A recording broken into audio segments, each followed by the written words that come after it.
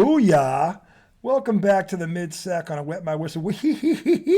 The redouble himself, Tom Izzo. Highly questionable, RJ Miliaccio. IDD, for those of you who know, I don't disagree. No, you don't. SEG2. You won't. You don't. No, you don't. You don't, and furthermore, you'll like it. You shalln't. You shalln't disagree. I'll sick. Dirty bastard. I'll sick Donastilla. Eucalyptus. Anybody who's watching is like, what is this gibberish bullshit? It's gibberish for Donnybrook, but yeah, we can't just say Donnybrook. We have to say some other name that starts with a D-O-N, a D-E, and a different name, and then Brook has to. If we could, you know what's funny? We couldn't tell you how many aliases we've come up with from Donnybrook, but it's over 10. We could think of them. It's over 10. We could sit down and think of them. You think so? Yeah. We've done at least 10. It's got to be more than 10 by now. Yeah. That's Dinesta Esteban Brookenberg. Donatella. Aurelius. Bruckenstein. The problem is Brooke. Yeah, this is tough to... because you can change Don to Donnie to Donald to Dante. Oh, we've never done Dante. We have not. We have not done Dante. We've not done Dante. Dante Ezekiel Brookenback. Dante Ezekiel. Dante Ezekiel. This is not that funny unless you've been hanging out with Yoda and Joe. It's not even funny for us. It is. We're just Dante Ezekiel Brookenbag. Anyways, segment 2, all things NBA. All right, listen. Two things in the last 48 hours have really potentially changed the landscape, of this league in terms of things just got heated in the East. Boston looked like the clear favorite. They might still be, but I'll tell you right now, there's now another rooster in the hen house. First thing, the Miami Heat pulled off a trade 24 hours ago that I think a lot of people missed. And when I say missed, I mean they have no idea the significance of it in terms of the Miami Heat now are the only team in the NBA that can boast a lineup with 4 20-point scorers. The only team? They're the only team in the NBA that has 4 20-point scorers currently on their roster. That's what this trade did. They got younger, they got faster, and they shoot better. This guy, Terry Rozier, he's not that young, is he? He's 28. He's younger than Lowry. What was Lowry, 32, 30, yeah, he's younger than Lowry. He's faster. He's a better. Lowry was averaging 8 points a game, I believe, off the bench. This guy's averaging 23.6. That's a 15-point swing, America. Okay? That's a big difference. That's a big difference, okay? And he's bigger than him. He's like 6'1", he's bigger. Terry Rozier was drafted by the Boston Celtics. He's out of Louisville. He's been a tough, hard-nosed kid his entire career. He's always averaged double figures no matter where he's been. That includes Boston. Played 30 minutes tonight. Mm-hmm. So he's already played a game, and guess who comes into town tomorrow night? For a rematch of the Eastern Conference Finals, which was a classic for too many reasons. He had a bad game tonight. Well, first game there. Yeah, you're probably getting acclimated. They lost to the Grizzlies. That's at bad. Home. That's bad. Yeah, you know why? Because they're looking at the Celtics tomorrow night. You're probably right. Because that's who's coming to town. Yeah. And they're going to be guns a-blazing. Now, here's the thing. We were talking about this a couple of weeks ago when the Knicks made this trade. What did it do for them? And I think it helps the Knicks significantly because they can now play defense. And they can have an off-night shooting and still grind out a game, which they couldn't do that before. Dude, so many of their opponents are scoring right around 100 points. They're better. They're a legit team. They're a legit defensive team now. Yeah. And this is the big knock on Milwaukee, and we'll get into that in a minute. But the Miami Heat now can fight fire with fire. From an offensive standpoint, they can score with anybody in this league right now. No other team, they say again, has 4 20-point scorers on their roster. They can put all 4. Jaime's not one. No, he's 14 a game. He's in the Rookie of the Year voting. Is he off the bench for them? Yeah. So tell me they're 4. It's Bam, Jimmy, and Tyler were the 3, and now Rozier. Now Rozier, okay. 4. And they can. Do you think they all stay at 20 a game? Yes. You think Rozier stays at 20 a game on the Heat? If he starts, which he will start at point guard, he averages 23 and 6. Oh, so he's a point? He was a point in Boston. They can play him at point and play Tyler Hero at 2, Butler at the 3, and Adebayo at the 5. The problem is they're still small. They are very small. Adebayo is really a power forward trying to play. Tonight they didn't have a single 20-point scorer. No, that's a joke. Butler had 15. Yeah. Adebayo had 15. Hero had 18, and Rozier had 9. So Rozier was, and they were all minus in the plus minus. They really lost at home to Memphis? Yeah. Well, the problem is, can they play defense? And if Memphis scored over 100 on them, I'm going to go with no. Because Memphis is missing John Morant. Did Bane even play? Was Bane back? No, I don't think Bane's back, which makes it even worse. That makes it even worse. They have been. I mean, they play tough though. Scottie Pippen Jr.'s on that team. Is that right? 25 minutes. Damn. I do not see Bane. Okay, so he's out, and John Morant's out. Their two best players aren't even in the building. Right. That's fucking a joke, which tells me they can't defend. Which is going to be music to Boston's ears tomorrow night when Bam Adebayo tries to go out and guard Kristaps Porzingis. That ain't going to happen. Okay, and I can't wait. Is Porzingis playing? Yeah, he'll play this game. Yeah, he plays in all the big ones, or ones they think are big. I hate how Kyrie didn't play tonight. Is that an injury? I don't know, but I thought that was a pretty big game given where Phoenix is. Yeah, and they're just slapping them around. Which the thing is, look, Miami from an offensive standpoint, when these four are on, can score with anybody in the league. They can. Now, can they stop anybody? That remains to be seen. I don't know where they are defensively. I don't think they're in the top 10 right now. But what's changed so much from last year? They're smaller and they're older. At least they were. Rozier got them younger and quicker on the perimeter. Offensively now, they can literally spread you out. Yeah, so because they lost Gabe Vincent, who I think was pretty good defender. He was. Caleb Martin, just tough, hard-nosed kid. Yeah, who can. Yeah, and those people help on defense. Yep, they did. They were good defensive players, but they pulled in Milwaukee on a larger scale. But they're not Milwaukee, so no one cares. And the thing is, they still aren't getting enough credit for going through Milwaukee, New York, and Boston. That was really good. That was a pretty good run, if I have to, because I think all three of those teams are good. So the thing is, offensively, they are now something that you have to pay attention to. I don't know that they can stop any of the teams I'm speaking of defensively, and that may be their downfall. I think defensively they were much better last year, and that's why they stayed in games. But I think Spoelstra will figure that out. He's the type of coach, I think, that, okay, now they bring Rozier in. He should be able to get them on the same page. He might bring him off the bench. By the playoffs, he'll get them playing defense. Technically, you could bring him off the bench. Imagine that. I mean, you don't have to start him. You could bring him off the bench and mix and match, and you don't. That to me would be the smart move. Let's see what he did tonight. Well, he had 9 points, but it was his first game. He played 30 minutes, so I don't know if he started or came or off if he the was bench. benched. Let me look. Yeah. Because that is an interesting point that you could have a 20-point scorer coming off the bench, Which most teams don't have. which would be beautiful. Yeah. Miami, 4th straight loss. They had to make that trade. They were real. He did come off the bench. Okay, well, there you go. So. Yeah, so Hero and Jay Richardson. I don't know who Jay Richardson. Not Jason Richardson, right? I don't know. Let me click on it. Maybe. No, Josh Richardson. Josh Richardson. I don't know who that is. He's 9 a game. Yeah. Less than 3 rebounds a game. As we're talking to you right now in Iowa, not 23rd ranked Iowa State, who's 14-4, 54. The unranked, who are they again? Kansas State. Iowa State versus Kansas. I was going to say TCU because they're purple. But I've never seen them in this light purple. I kind of dig it. It's pretty cool. Anyway, Kansas State, who's 14-4, 4-1 in the conference. They're 54-54 with 10 minutes to go in the second half. We got a full-blown Donnie out there in the Midwest. So we'll be watching that throughout the night. So Iowa State is ranked 14th or 23rd in the nation. Yep. They have the same exact record. Kansas State has a better conference record. It's probably who they beat or who they've played out of conference. It's got in there. Because usually that's usually how it works. So Iowa State must have a couple of good wins. They must have played some pretty good talent outside the division, conference rather. Anyway, so look, Miami's going to be a threat from an offensive standpoint. Now, here's the one that really baffles the shit out of me. And again, according to Stephen A. Smith, he saw it coming. He has the tape to prove it, so he predicted it. But the Milwaukee Bucks did something yesterday that has never actually happened. They fired a guy whose team, this is his first year, I might add, is 30-13. They have the second best record in the entire league.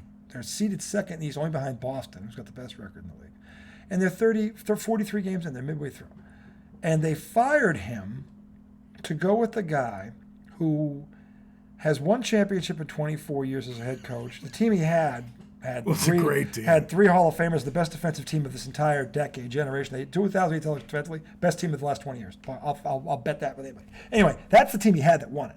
He's lost his last 5 7th games that he's been in as a coach. 5 consecutive. He's 6-11 in that game. Okay, he has been fired twice in the past 5 years from teams that were supremely talented already, Philadelphia, and he underachieved in Lob City, who was loaded. They were loaded. Well, he was there when they had Blake and DeAndre Jordan. They were loaded. Lob City. Did they have what's his face? The guard. Chris Paul. Chris Paul, and he was younger. They were loaded, and they never got past the second round. He fired him, justifiably so. He had to achieve. But now Milwaukee, who is ranked 21st in the NBA in defense right now, which is why they're already fired a championship coach last year. They fired a championship coach at the end of last year because his best player missed half the series they lost, coming off a championship, because that was his fault, because he hit him with the tire. Then they trade away their best defender for a scorer. Fire the first time coach who can't get them to play defense. But they're 30-13. They're 30-13. But see, that's what I heard, is that they wanted to get a veteran guy in there to hold them accountable for playing defense, because this guy couldn't do that. And Doc Rivers can. I don't know. I mean, are they saying he has the resume to do it because he won that one championship? I mean, do you think NBA players will look at Doc? I think they'll I can respect tell you Doc, with hesitation right now that if you took this Milwaukee Bucks team and they played that Celtics team, that Celtics team sweeps them. Because Ray Allen was in his prime, and Paul Pierce was, and Kevin Garnett would give Giannis. What does that have to do with anything? I'm saying you can't. That team's far more talented than this one is. Of course. And that's the only team he ever won a title with. They were the most. Oh, you're just saying he doesn't have that. He doesn't have that kind of talent. He's not going to. He's got 2 players. Well, he doesn't have the talent that he had in Boston, in LA either. No, he doesn't. They're less talented. This team is less talented than the Clippers team that underachieved. Although I would say Giannis is probably the best single player he's ever had. Wouldn't you say that? Kevin Garnett, league MVP also. Anyone defensive. No, I'm not trying to take away from those guys. I'm saying the best player I think he's ever coached is Kevin Garnett, or at least right now. Giannis by the end of his career. Maybe by the end of his career. Because I think I would take Giannis at this point right now, but I think that argument can be made. But defensively, Garnett's the best defensive player. That's the other thing. Yeah, no, they're two different players. They're two different players. Garnett would give you 20 and 11 on one end, and then he'd shut down the other guy. Yeah. And Giannis doesn't do that. He was a post player, but he had no, he wasn't. He was a pick and pop guy more than anything else. Mid range, 3-point line, just in 22. Kevin Garnett. I'll show you the tape of his team. Yeah, he was. He could. Kevin Garnett was a 3-level scorer. See, I always remember him with his back to the basket. He does that too. He does all Not of it. Not necessarily low, I guess. He is to look this way. As big men go since the year 2000, he is to defense what Jokic is to passing for a big man. That's what he is. He won Defensive Player of the Year twice. Okay, and he was probably the best defensive player in the league the whole fucking time. Okay, he really was. No, him and Giannis have completely different games. Giannis is just go to the bucket. Yeah. He's a great offensive talent. He's a freak of nature. He's seventh. I get it. But defensively, Kevin Garnett put fear in people. This guy doesn't do that. Yeah. They don't do that at all. Yeah. So no, my thing is, they're different. To his point, the different players equally effective, but different games. Hard to really compare them. My thing is, he's got Garnett's got an MVP and a championship and a Defensive Player of the Year award. Giannis doesn't have a Defensive Player of the Year award. He's got 2 out of the 3. It's pretty fucking good. So does Garnett, though. He's got 2 out of 3. So I'd say that. To me, right now, Garnett's the better player. It's not his career's not over yet, and he wins that championship. He could pass him, but I'm just saying that he's not Garnett right now. Well, and I'm just saying. And by the way, they're bringing him in to play defense. This guy, you know why Doc Rivers? They're bringing who in to play defense? They're bringing him in to get them, hold them accountable for playing defense. The problem is, you know why Doc Rivers has his reputation? Kevin Garnett, who was a great defensive player before he ever met Doc Rivers. Doc Rivers didn't make Kevin Garnett a great defensive player. He won Defensive Player of the Year before he ever met the guy. Okay. Giannis doesn't have that resume. By the way, 3 months ago, Giannis liked Griffin. He was the reason Griffin got hired. Then one day he doesn't like him, or they're struggling, and now he's out. What does that look like? Well, was it Giannis that didn't like him, or was it leadership saying he's not holding them accountable? Stephen A. Smith went to Giannis when they were in Vegas in this tournament, that in-thing tournament, and asked him what was going on. And he kept alluding to the fact that the coach doesn't have a clue. Stephen A. Smith said that? He was the first one who broke the story. This guy might not make it through the season. He showed 3 clips on his show today of 1 month ago, 8 weeks ago, 2 months ago, and literally from the tournament. What Giannis told him, and suddenly he's out. What does that look like? And the coach they fired originally wasn't the problem. He held them accountable on defense. They lost that series to Miami because he was the perfect coach for that team, and they fired him. And I don't know why. Because if Giannis plays that whole series, Miami does not beat them. Yeah, they don't beat them. Okay, so you can't fire a coach for that unless you're the Milwaukee Bucks, who are monumentally stupid. Now the next guy comes in, he's clueless, but they're 30-13. Yeah. Okay, but he's only been there 43 games. I mean, shit, we gave Joe Mazzulla a year and a half. He fucking hasn't won a damn thing. So, I mean... It just feels like such a quick trigger. It's a quick trigger. And I'm not saying Doc can't do this. I'm just saying that you can't change personnel. Can you hold people accountable? Yes. But at the end of the day, they are what they are. Yeah. Damian Lillard is still old and a defensive liability. Doc Rivers is not going to change that. Yeah. He's not going to change that. And you're going to tell me that Giannis wasn't playing defense? Because then, if he wasn't, now you're admitting you weren't doing it. Maybe he was, but nobody else is. Is he going to get a 35-year-old Brook Lopez to suddenly become a defensive stopper? How's he going to do that? By showing up and showing him his ring?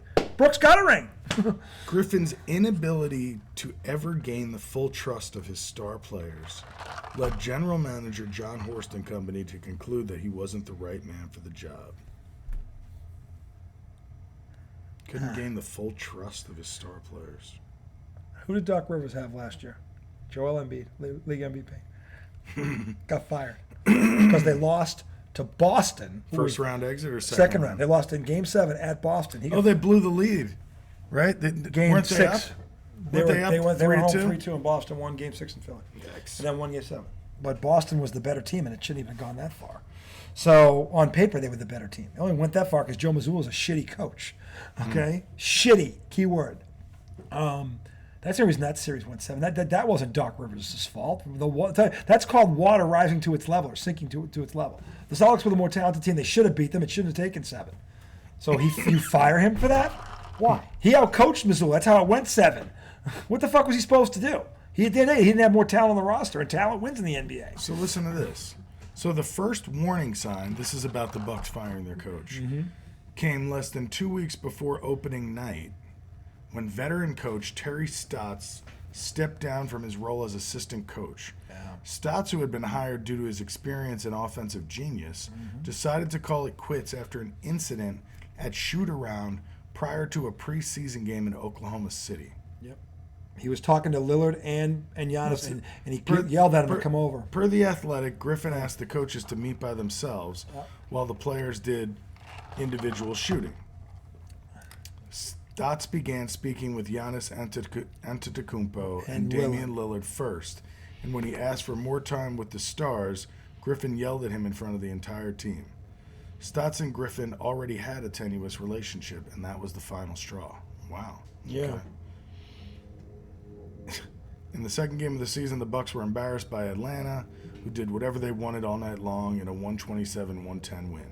Afterward, Giannis was searching for answers in an unusual fashion. While reporters were talking to Lillard during media availability, Giannis made his way to the giant whiteboard that takes up nearly an entire wall of the Bucks' locker room and began diagramming plays with assistant coach Josh Oppenheimer. Giannis was more inquisitive than anything, but it was strange to see a star player make such a public show of distrust in this team system. So he was drawing plays up there going, what the fuck is this? Is that what he was saying? Sounds like it. Which sounds like offense. Not even defense. The first week of the season was a mess, and this is, I'll have to give the website. First week of the season was a mess. Griffin's extremely aggressive defensive scheme was getting shredded left and right, and the Bucks were 2-2. After giving up 130 to the rebuilding Toronto Raptors. Oh my God. The Bucks veterans had enough and held an intervention to get Griffin to change his tactics. You got 130 points by the Raptors. So they changed, and they've still been giving all this bullshit So up? basically, he bent to their whim, and the defense sucked even worse. Because it didn't improve. It's 21st in the league. So they got their wish ahead of a matchup with the New York Knicks, which they won in large part to a career high tying 9 blocks from Brook Lopez. Then he said, "Sometimes as coaches, we're too smart for our own selves," Griffin said. "A couple of players came to me, I won't disclose, but they wanted Brooke deeper in the drop, and I was smart enough to listen to them. Paid off tonight." Smart enough to listen. As a former player, it helps How me. come you weren't smart enough to figure it out? As a former player, it helps me relate to the players because the players are in the trenches. We watch it on film, but they live it. The players aren't always correct with their assessment, but I think it's wise to at least listen to them. Well, that's fair. And then there was I'd say that's fair. That comment's fair. well, of course. Yeah. Then it talks about their first matchup with Boston, Which they November lost. 22nd. Yeah, they lost. It was close. Late comeback made the final score respectable. It wasn't close. But they never led, and they trailed by double digits for the majority of the night. Yeah. But that's in Boston. Okay, but You're not at gonna- one point in the third quarter, Giannis was subbed out of the game and decided to sit down on the scorer's table rather than head to the bench. After a contentious conversation with Griffin in full view of the entire arena, the two-time MVP checked back into the game. Griffin brushed off the incident. He wanted to stay in. I wanted to give him a breather. That's all it was. Then I told him to stay at the table for one possession, and he got right back out there. Damn. Sounds like Giannis really doesn't like this guy, like you said. Yet he's the one who endorsed him. That's why This he got guy? hired. Oh, he endorsed He him? endorsed him. It's kind of like Brian Dable hiring all his coordinators and then firing them. I'm saying Giannis is getting a pass on this. And I'm not saying that Griffin isn't to blame for some of this, but Giannis is totally not accountable at all here. This was his guy. Yeah. And by the way, why was what's his name? Buckholz, what was the former guy? Budenheiser or something like Why that? was he fired? How do you fire a guy that wins you a championship 2 years ago? Your best player misses half of the series that you lose to a team that ended up going to the finals, and that's a fireable offense? What the fuck? What planet am I on? What the fuck are we talking about here? So it's Giannis, it's the management, and the thing is, at the end of the day, and this is what I keep saying, you can't change the personnel in the locker room. They don't even have the mid-level. They can't even make a move to get somebody in there because of what they did to get Lillard. They're stuck. Yeah. And now Doc Rivers has to come in here and clean this up? Yeah. Are you fucking kidding me? Talk about setting a guy up to fail. What's going to change if he shows up? Hey, check out my ring. And they're like, oh, that's neat. We got one too. Oh, by the way, ours is a lot newer than yours. So, I mean, please. I don't know how this helped. I don't know how this solves the problem. Because here's the thing. The second this goes south, they're going to blame him. What are you going to do, fire another coach? They're going to blame Doc? They're going to blame Doc. Just like happened last year, Doc got a bad rap in Philly. What happened in Philly wasn't Doc Rivers' fault. The Celtics were the better team. It shouldn't have gone that far. If Missoula was a good coach, that would have been over in 5. No matter what Embiid did, okay? It wasn't because Missoula was a moron. That's been established. Embiid was hurt throughout that series, but they won without him, which was crazy. They won game 1 in Boston. Without Embiid. Without him. Missoula should have been fired for that. See, that's fireable. Okay, when you're at home, you have the home court advantage. The other team's best player is not on the floor, and you lose game 1 at home to your arch rival, a rival that goes back 60 years. No, fired. Bye. But that's irrational. What's happening to these guys is rational. I don't get it. I don't get it at all. Okay, so. My point is, Milwaukee's desperate. This is a desperate act of a desperate team that is stuck. I agree with that. They are stuck. And I'm telling you right now, this quartet will eventually figure this out.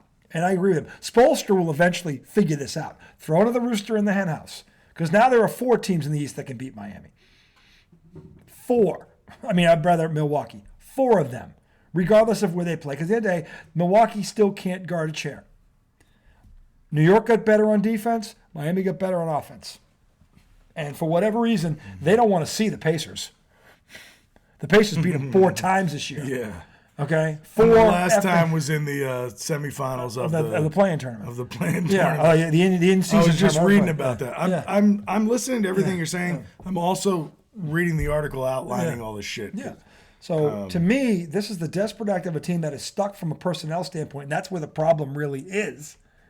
And putting a new coach in there is not going to change that.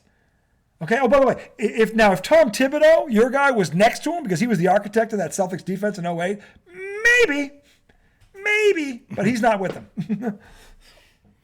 So listen, man, they are sharing everything with the media too. So they're talking about the end of that, but like his guys are like, it helps if your whole organization knows how to handle the media. True. And if I don't know, to me that's very important on a pro sports team, that everybody kind of sticks to the messaging. Yeah. Because One message.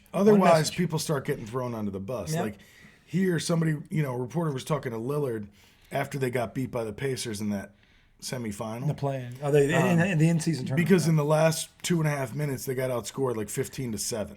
Uh-huh. And the Pacers were going, hitting threes and shit. You remember that? Yep, I do.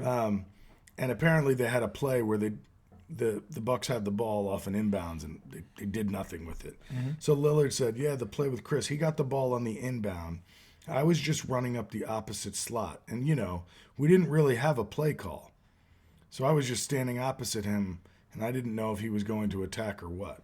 Now, look, he's not saying anything wrong. He's just saying what happened. Yeah. But, why wouldn't you have a play call coming off of a inbound? I can think of several reasons.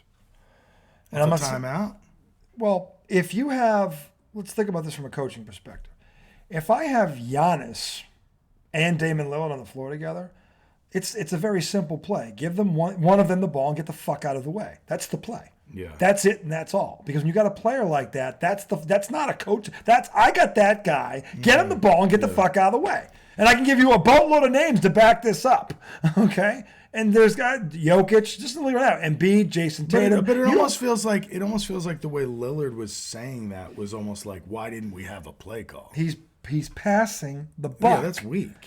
It's like, wait a minute, aren't you? What happened at Dame time? Because whenever you make that three from half court, because that was a play call. Hey, give it to Dame from 35 feet. I'm sure many coaches have that in the play. But basically, what happened was instead of Lillard bringing the ball up, Chris, what's his face, Middleton, who hasn't really, who's an all-star, by the way. He hasn't played that great this year. No, but he's still an all-star. He brought the ball up instead of Lillard, and then Lillard was just standing there. Because probably not moving with the ball. No, because he's used to. Lillard is another one of those on the ball dominant guards. He can't play off the ball. He doesn't know what to do. This goes right there. This goes to fundamental coaching. This goes back to college. These guys don't know how to play without the basketball. And that there is Exhibit A, and that's the first ballot Hall of Famer talking. He is 30-something years old and still doesn't know how to play off the ball. Exhibit B, Russell Westbrook, the LeBron-Russell fiasco in L.A. last year. Russell was used to having the ball, so was LeBron. Something had to give. Wasn't going to be LeBron, and then Russell Westbrook gets blamed for it. Then he goes across to the Clippers, and look, his career is rejuvenated suddenly because you know why? He's getting the ball back in his hands and playing the game his style. These guys don't know how to play off the ball. Here's what you do, Dame Lillard. You go back door. That's what you do, Dame. If you're standing there and you're 35 feet and the guy's in your face, then you V-cut up and you go back door and you try and get the ball on a backdoor cut. That's what you do. So then also, after that Fundamental basketball 101. Holy shit. After that game, apparently Bobby Portis in the locker room challenged Griffin and his teammates. Griffin, both of them. Yeah. Griffin, the coach. Yeah.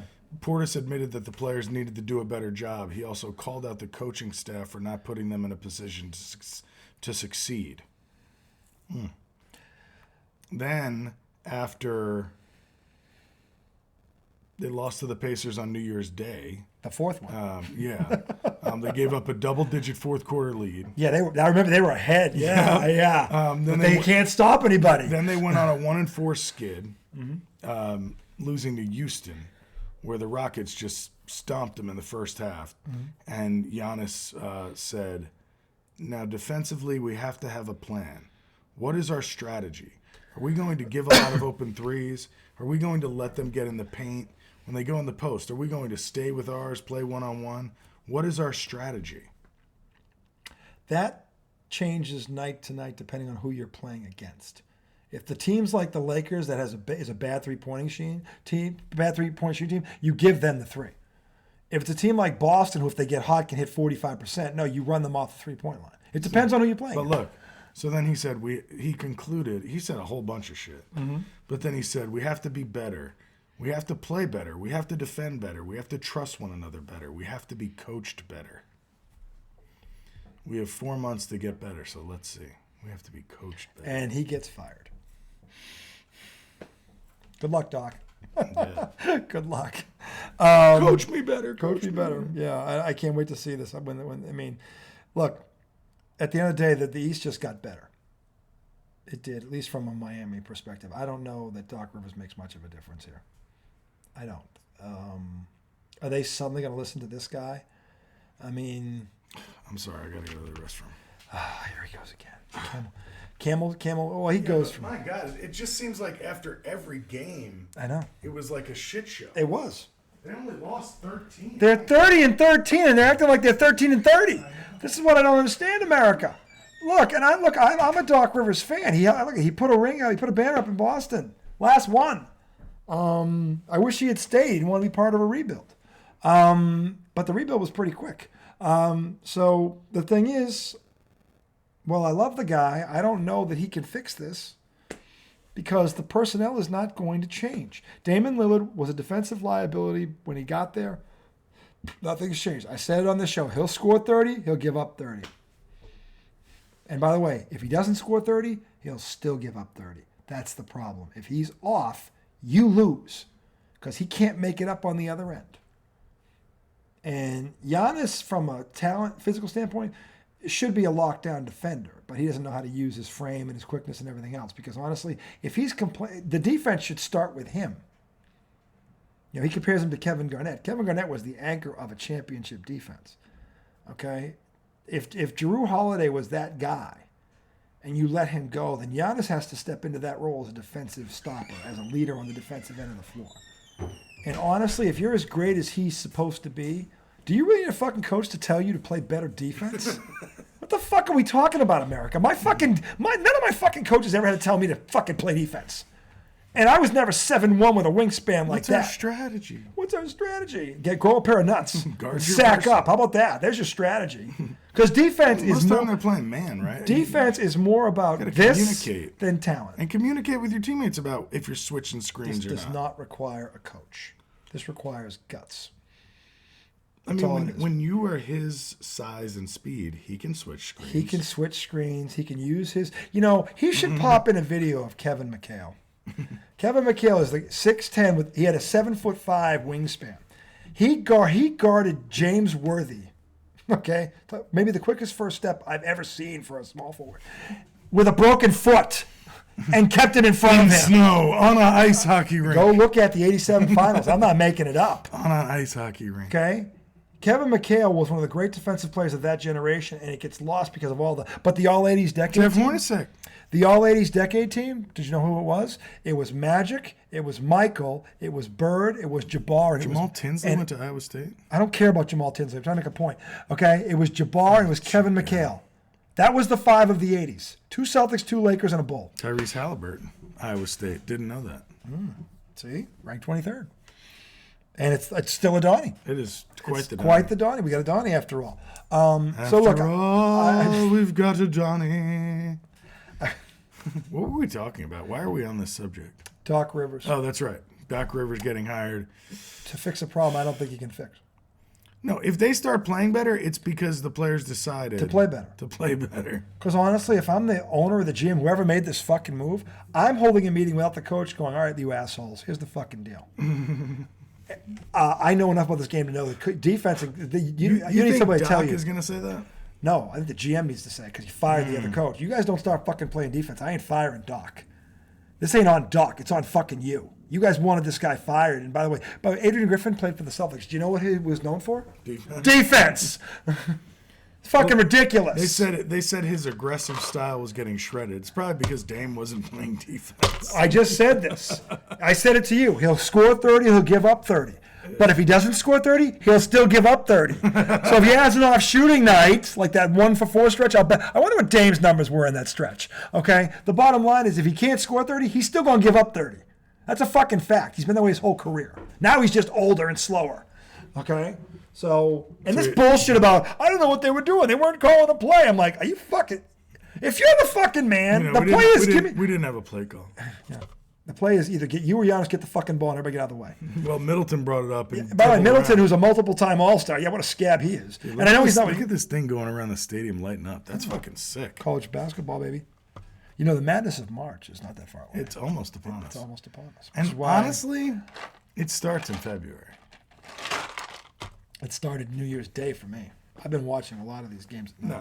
on that. Yeah. I'm talking about championship week. No, but you're going to start watching these teams, see bubble teams, who's going to get in, who's not. I know. It's just You got to start watching. Sometimes I need And by the way, fucking you know break why? from Because it on all. a Wednesday night, you get a random fucking Donnie like this. But sometimes I need a break from it all. Where you get Bobby Hurley going, I'm not going to say the refs.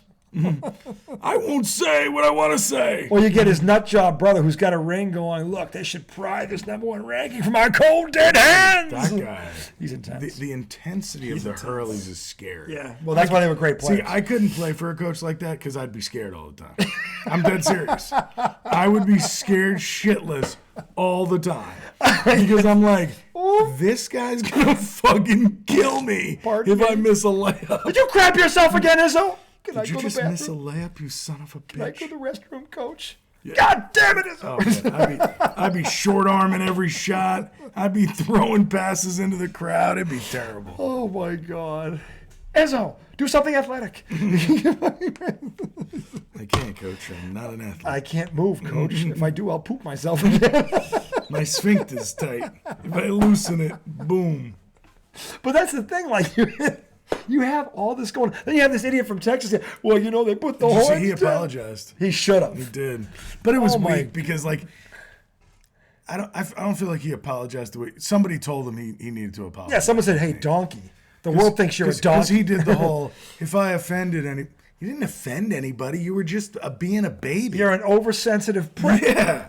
Nobody was offended No, by we're what just you laughing did. at you We were because just like, stop being so We're going, annoying. this guy's a Division I basketball Exactly. coach? Where the hell's his balls? If I offended anybody, How do you get that wasn't my far intent. with? How do you get that far with no nuts? You didn't offend us. You were just being annoying as shit. You know, when You no should have nuts. called yourself that.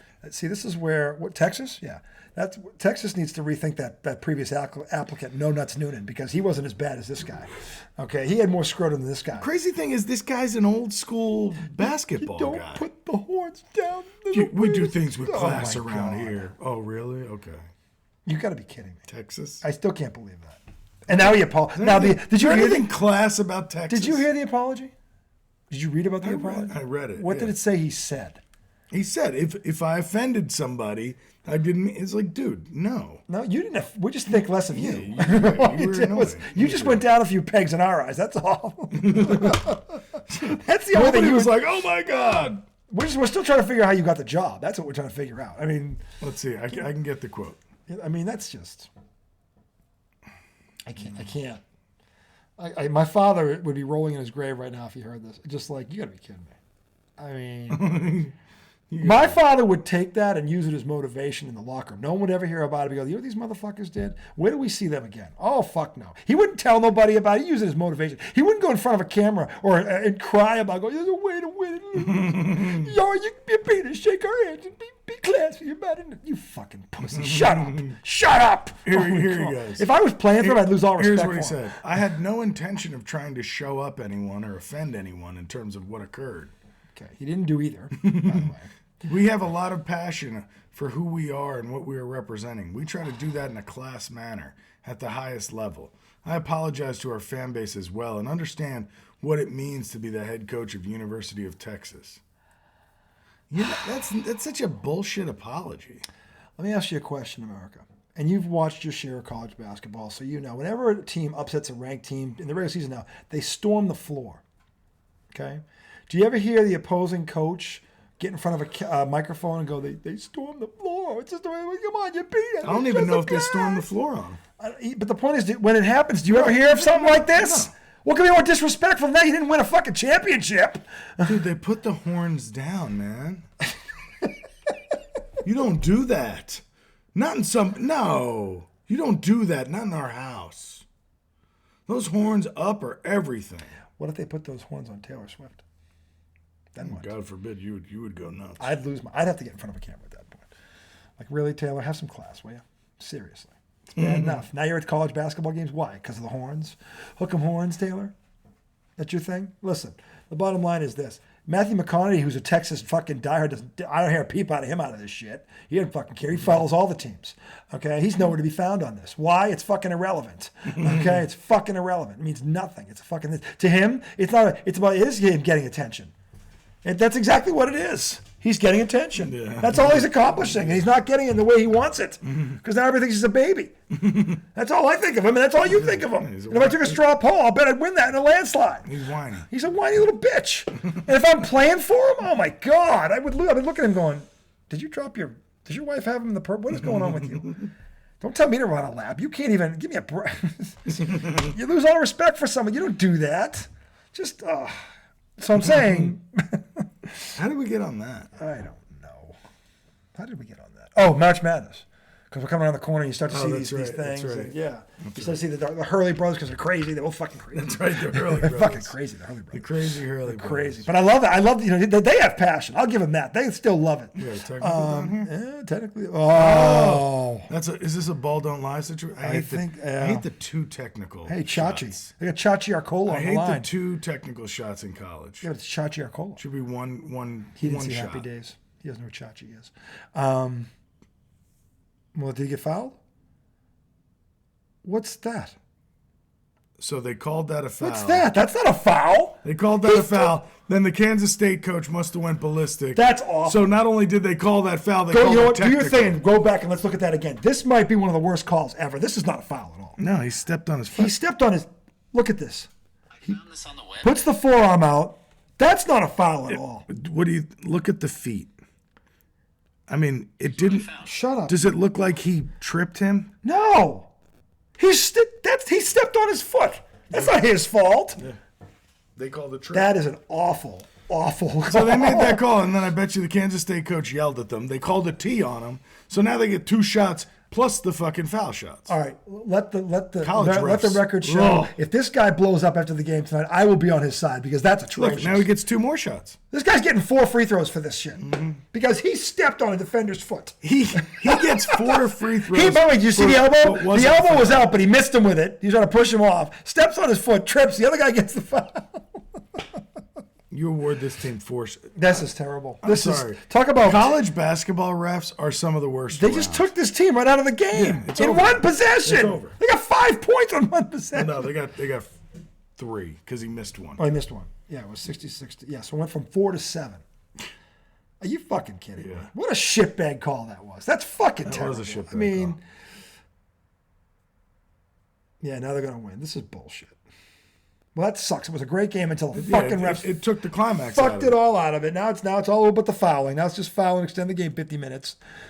Speaking of taking the climax out of it, We did. 2 cents with Tom. Oh, let's do this. I got something. All right, 2 cents. We're going to close with 2 cents with Tommy. This is a very off topic. We're not from going to be here sports. Friday night. Or I don't know why, but I might be here Friday night. We'll see what he's You doing. can be here. I am going to be here. So I'm trying to give my wife some time spent too on Friday nights. It's like when Friday night is gone, the weekend is just very quick with the wifey. Because then I end up watching football on Saturday and Sunday. Well, football ends in 2 weeks, so that's over. I'm sure we'll find something else to watch on those days. Not until March Madness. That's 6 weeks of Casey. I like my Friday nights with the wife. Have Saturday night with the wife. And have Sunday afternoon. No, because then that's what I'm saying. If you don't do the back-to-back on the weekends, it feels very quick. So what are we going to do, Saturday afternoon? No. I'll adjust the show. No, I think we can do a full show on Wednesday nights. I or don't want to do Tuesday one nights. show a week. I like doing 2 nights a week. I know, but the nights is hard. Then we'll do a Saturday afternoon. Or Saturday morning, like cartoons, like old school cartoons. So you want to wake and bake? No, that would ruin the rest of the day. Set us off. That would just See, I think Saturday afternoon. 500. Okay, then we could see about that. I think Saturday afternoon would be see that plausible. like a couple hours in I the don't think 2 afternoon. nights a week is a lot to ask. There's 7 days in a week. What's 2? It goes quick, man. It's going to go quick no matter what you do. Anyway, Anyway, 2 cents with Tommy. 2 cents with Tom. So That was 5 cents with RJ. So this is more of a parenting topic. So my middle daughter is 11 in 5th grade, and we got the email that they're going to be talking about family life stuff.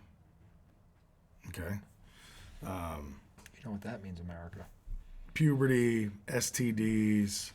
So we're like, SEX. yeah. So we had the talk with her, 11. 11.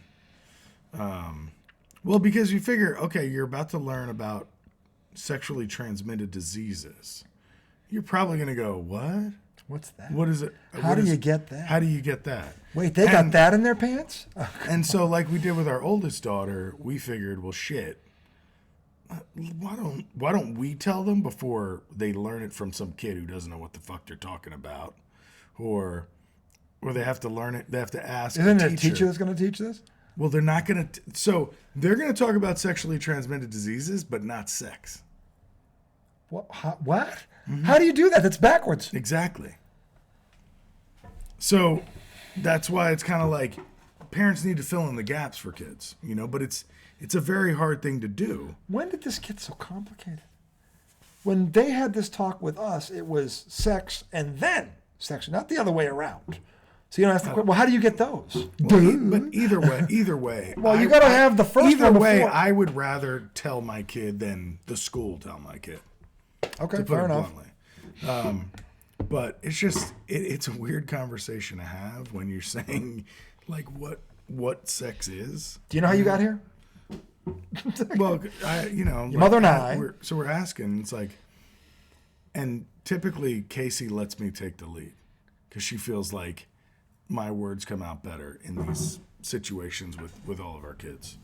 But you ask him like, so what do you know about sex? Do you know about sex?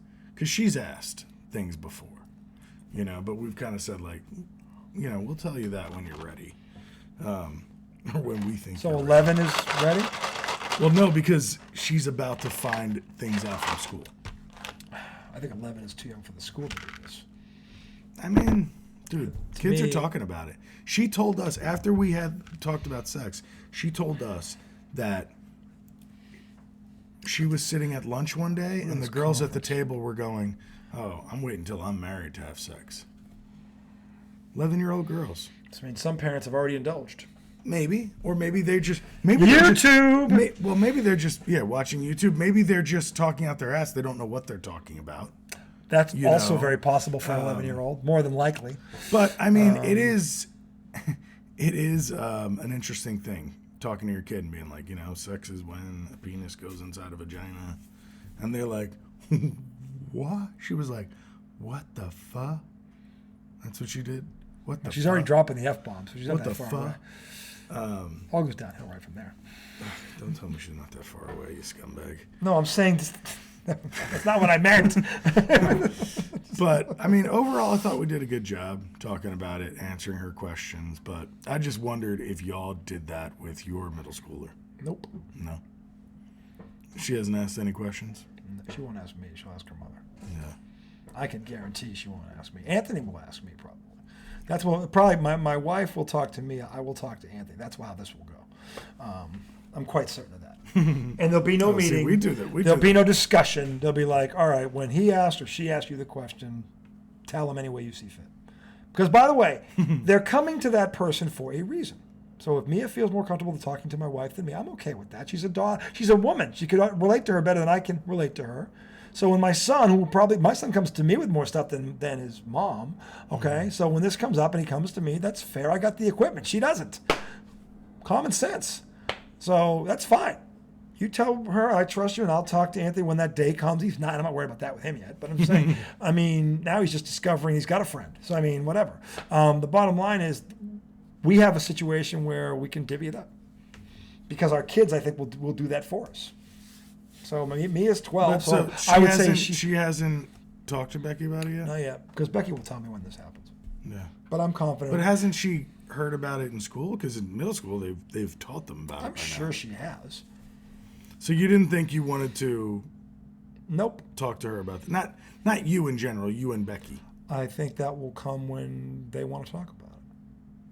And I have every confidence because she's done this with everything else. Whenever she goes to her mother with stuff that and there are things she comes to me about too. But if it's a woman thing, it's mom. Mm-hmm. And that's what mom is there for. Mm-hmm. And my son, it's very funny. He goes to bed, but if it's a guy thing, he comes to me. Mm-hmm. Okay, so that's kind of how it works. I'm interested what it'll be like with John. So, because we'll do it together again, I'm sure. Yeah, but this time Maddie wanted to be part of the conversation, which was kind of cool. So you had an attorney there. Well, This is a deposition. Well, it is not. Well, because when we had the conversation with Maddie, look, he's going off. He should go off. You guys are idiots. This coach is a Why is he yelling at the coach? He's like, the refs bailed him out. He's probably talking about the foul count. It's probably like 40 to 12. And you know what? He's got a gripe based on that call that I saw. Look, I also like doing the committee meeting because it's like, these are like milestone moments, I feel like, in kids' lives when they start to like find out about stuff like this. And like my parents, I never talked to them about it. I was 17 years old, and I was helping my parents in the yard, and I had been talking to Casey. Okay, You started dating. Yeah, 17 years old. And we're in the backyard working in the yard, and my mom goes, John, you should have the talk with Tommy. And my dad goes, Tom, you know about the birds and the bees, right? And I was like, oh my God, get the hell out of here. He said the birds and the bees. Yeah. And I was just like, I laughed. Like, the words you're looking for are outdated. Yeah. Well, I mean, outdated. The words you're looking for are, of course I do, I'm 17. But no, y'all never had a conversation with me. Have you looked under my bed? So, I don't know. Under the mattress? It's one of those where I think people are scared to talk to their kids about it because you don't want to be the one that introduces your kid to something you don't want them doing. But that makes you a hypocrite because that's how you... Exactly. That's how everybody gets here. Yeah. So I can't... And by the way, when I was their age, I know what I was... So now they can't feel it when I felt it. That makes even more of it. That's why I laughed at my parents going, wait a minute, how did I get here? No, but it's still obviously taboo to talk about it. Look, to me... You're saying you won't talk to your kids about it? No, to me, I'm saying you do you the way you feel. It's your family. You know them better than I do. No. I don't have a problem. To me, I don't care how you do it as long as it works for you. If it's comfortable, then that works. Do it. I'm not saying I'm not judging here. I'm saying that I didn't say you were. I'm just saying that I think it because again everybody has different relationships with their kids. And again, they confide in you, and they confide, and sometimes you can come forward with things, and sometimes you kind of got to let them come to you. I mean, you got to read the situation, and a lot of times your kids are a lot like you. So I'm saying, so it really depends on that, and you know them better than I ever will. So to me, if that's comfortable, then do it. Then it's going to work. Yeah. With me, I like that when there's male things, my son comes to me, and when there's female things, my daughter naturally goes to my wife, and I'm okay with that because my wife's better equipped to talk about it than I am anyway from that perspective. So I'm okay with it. If my son goes to my wife about then I got a problem. Like, wait a minute, time out. Can you pee standing up? No, this is me and him. Okay, but that never happens. Okay, no, it never happens. Whenever it's a guy thing like that, or bodily thing, he comes to me. The other day he came to me about, Dad, how many surgeries did you have growing up?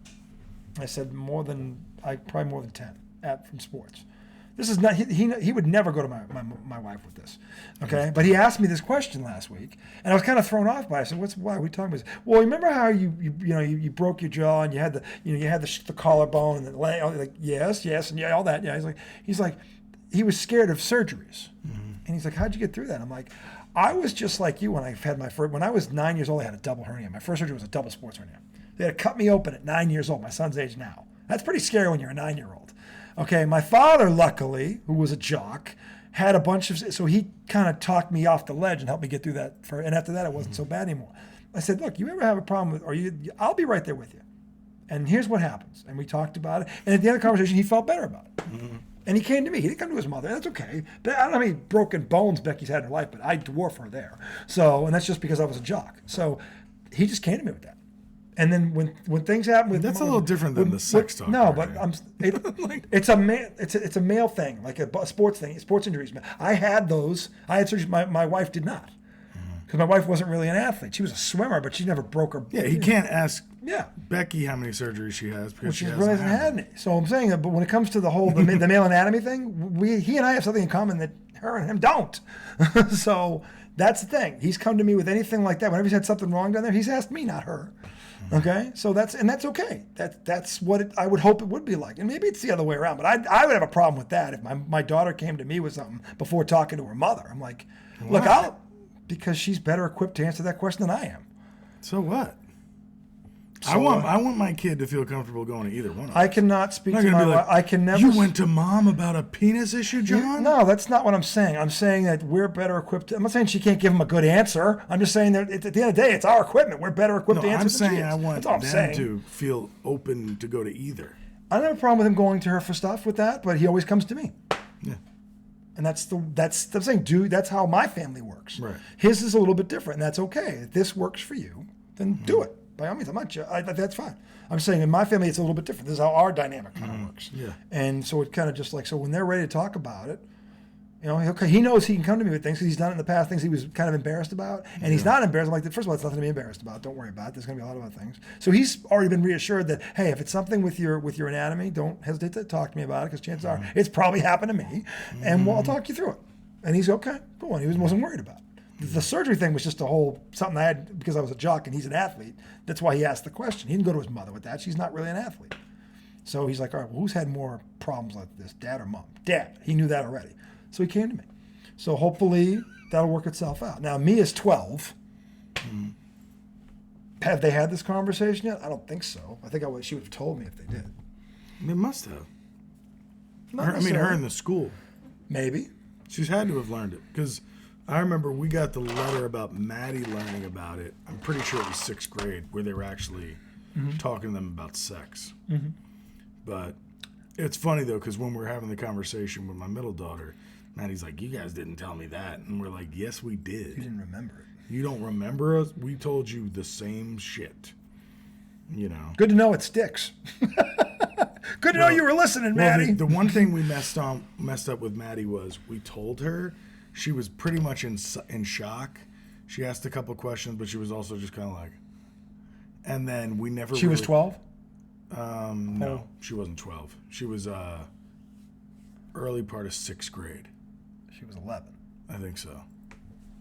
I don't get that. That's to me is too early. Well, because I mean the letter came home, said, "Hey, we're talking to them about this." Yeah. I don't think that's too early, dude.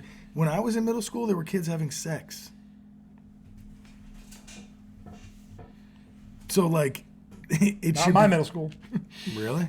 People were dating, but they were 11 and 10 and no. There were kids having sex in 6th grade, which is nuts. You are a decade younger than me. That's true.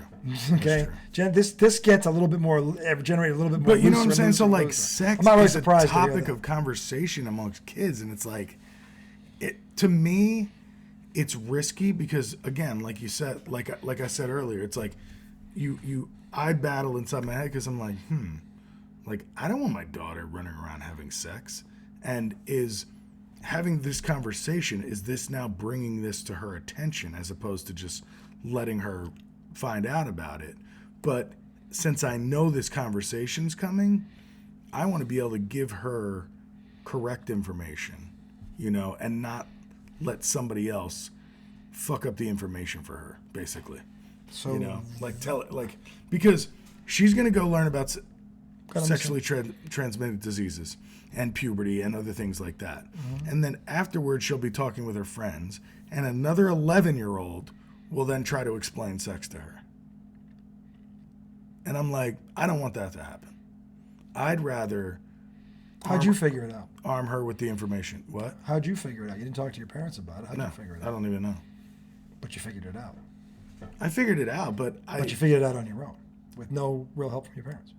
Right, but I think I could probably have a healthier view of sex maybe if it was brought up to me and What do you mean by a spoken to me. healthier view of sex? You think your view of sex is unhealthy? Probably. Based on what?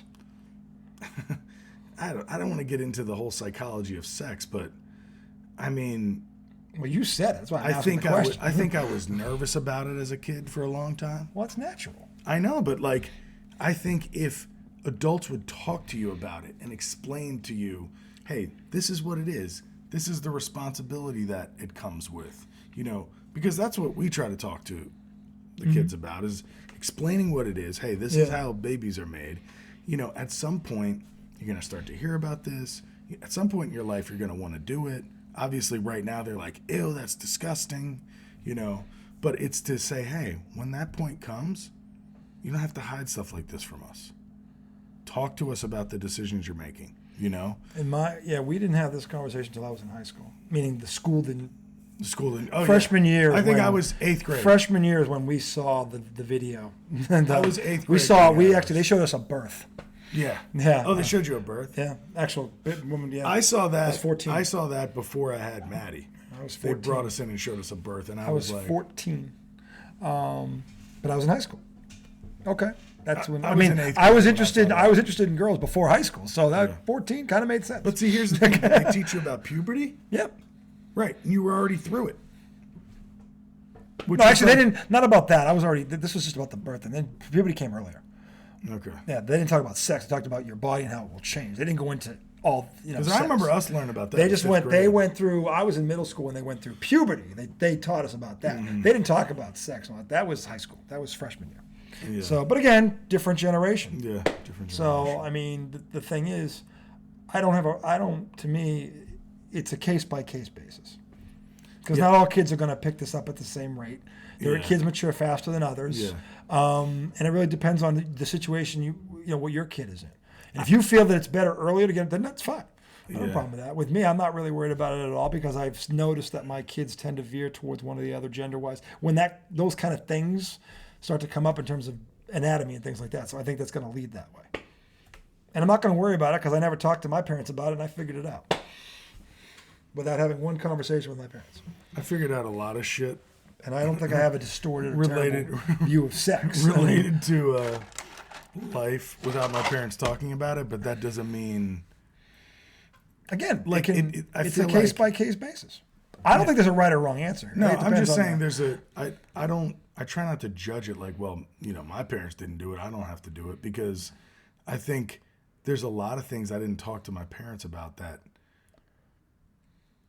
if I look back on it, I think it would have been really healthy for me to talk to my parents about different stuff. And I'm not just talking about the sex talk. Yeah. I'm talking about drug talk, Yeah. Alcohol, that right, kind of also, stuff. Yeah. or all sorts of stuff that like, it always felt like there were certain taboo topics. I can't talk to mom and dad about that. Yeah, I don't agree with that. And If your parents made you feel that way, I feel bad. I don't think they meant to do that per se, but I think most parents from that generation did. my parents had no. Well, if I ever asked my parents a question, like I asked my dad about booze. Well, I'm not talking about asking. Yeah, but I'm saying I got an answer. Like, okay, well, here's the deal. Me telling you not to take a drink in high school would be hypocritical because I did. However, here's what you have to know. Okay, you're an athlete. You're on a team. Everything you do, whether you want to believe it or not, has a consequence. Mm-hmm. And if you're irresponsible about this, it's not going to be you it affects. It's going to be everybody that think of your team. Yeah. I'm not saying don't go out on Friday night with your friends and have a few beers. That's bullshit. I'm saying you need to be responsible about it because but once you get caught with something, there's no going back. The consequences, and your team will suffer they will suffer for your actions. So think about it. I never had any conversations like that with my parents. No, but I did. Yeah. And I'm saying, but that's my family. It's different than yours. So I asked him a question. He gave me an answer. He goes, I'm not telling you not to drink. I'm telling you you better be smart about it because if you're not, then your teammates are going to suffer the consequences. And they will. Yes. And then he told me the list of consequences. So I think I could have asked my parents anything, but I didn't ask them stuff. You know what I'm saying? So like, and I think that well, if you got the birds and the bees thing. Well, that was when I was 17. I know what I'm saying. That might have deterred me from asking a few questions. No, but I was already 17. I know, but I'm saying I was 17 after I graduated high school. I graduated young because of where my birthday landed. See, your So dad shocked me there. I thought your dad would have given an answer like, yeah, that thing between your legs. Guess what? Hey, do you know this? Yep, then we're cool. I thought your dad would have answered like that, not hey, the birds and the bees. No, he said it like as a joke. Did he? Okay. Yeah, like, Tom, you know about the birds and the bees, right? And I was just like, Dad. You don't sound like you found it funny. It wasn't funny. It This is a bad joke. It was corny. It was corny. But I mean, also Your it was dad just doesn't kind of strike like, me. Just based on your description of him, like, well, it's raining. How would you expect? Like your dad sound comes off like that when he. But his humor, though, he's got a lot of corny humor. Does he? Yeah. I didn't know that. Okay. Yeah, I mean, he's a dad. Come on. My dad was blunt. I'm full of corny. Yeah, my dad was blunt. My dad does not sound like he was like your dad. My dad, no, he's not. My dad was the dad on the '70s show. son, you're not unlucky. You're not bad timing. You're just a dumbass. Yeah, my dad didn't talk like that. Why do things, because the kid asked the question, why do bad things keep happening? Well, it's not because you're unlucky. And it's not because of bad timing. You're just a dumbass. But I mean, but my dad did look at most people like they're idiots. I think most dads do. Because because we're not idiots. No, it's not that we're not idiots, but there are things that we're always the smartest fucking guy in the room. It's just we get older, and at some point, common sense kicks in. And yeah, the things we that we use it all the time. Yeah, not all the time, but we get better as we get older. The other day I was like with my kids, like this is something that I would have when I was a kid totally would have done. But I'm like, so let me get this straight. You guys just stopped everything. We had to put our show on hold because you two couldn't study in the same room together when it's technically the loft and there's one side for each of you, and yet you still couldn't. You have a problem with this. How about this? How about you go in your room where you both have a desk? Oh no, we can't do that. And then you're looking at them like, why not? We've got to be. That's why the desk is there. So you can go into your room and do that. Yeah, but then they couldn't fight. I know.